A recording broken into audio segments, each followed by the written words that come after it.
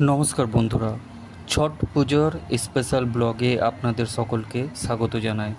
বন্ধুরা, আপনারা কি জানেন ছট পুজো আসলে কি, কেন করা হয় ছট পুজো, ছটি মাইয়া কে, ছট পুজোর পৌরাণিক কথা কি, রামায়ণ মহাভারতের সঙ্গে ছট পুজোর সম্পর্ক কি?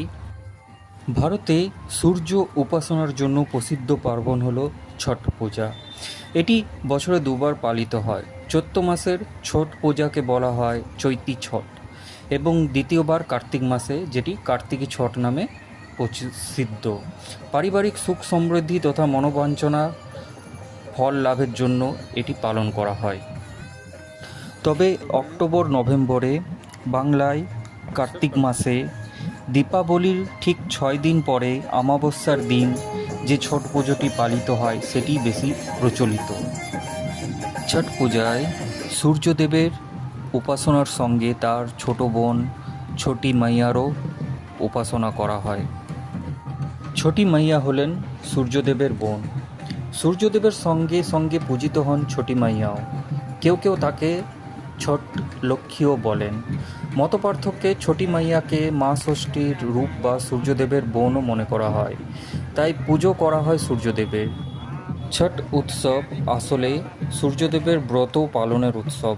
এই সময় পূজিত হন স্বয়ং সূর্যদেবী। শাস্ত্রমতে তার মধ্যেই নিহিত থাকে প্রাণশক্তি।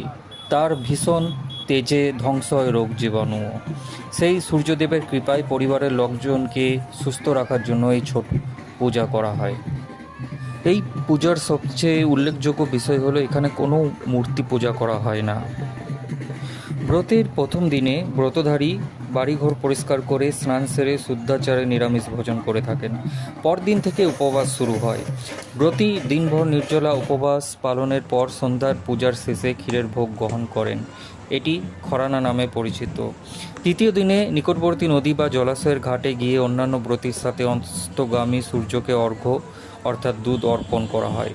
ব্রতের শেষ দিনে পুনরায় ঘাটে গিয়ে উদীয়মান সূর্যকে পবিত্র চিত্তে অর্ঘ্য প্রদানের পর উপবাস ভঙ্গ করে পুজোর প্রসাদ রূপে স্যুপ, গুড়, মিষ্টান্ন, ক্ষীর, ঠেকুয়া, ফল, মিষ্টি গ্রহণ করে থাকেন। ছট পূজার উৎপত্তি কিভাবে হয়েছিল তার কোনো স্পষ্ট প্রমাণ পাওয়া যায় না, কিন্তু পৌরাণিক কাহিনী অনুসারে পৌরাণিক যুগে কিছু পুজোর নীতি নিয়মের সঙ্গে এই উৎসবের মিল দেখা গেছে। ঋগ্বেদের শ্লোকসমূহে সূর্য বন্দনার স্পষ্ট নির্দেশন আছে। ভারতীয় সভ্যতার সঙ্গে গ্রিক, রোমান, মিশরীয় ইত্যাদি সভ্যতা সমূহের সূর্য মুখ্য দেবতা ছিলেন। সেভাবে উষাও বৈদিক দেবী। বেদে উল্লেখ থাকা মতে তিনি হলেন পূর্বের দেবী এবং অশ্বিনী কুমারদের মাতা। অগ্নি, সোম এবং ইন্দ্র ইত্যাদি দেবতা সকলের পরে তিনি হলেন অন্যতম উল্লেখযোগ্য দেবী। রাত্রি হলো তার ভগ্নী, যাকে হয়তো পরে পৌরাণিক যুগে সন্ধ্যা এবং ছায়ারূপে কল্পনা করা হয়েছে।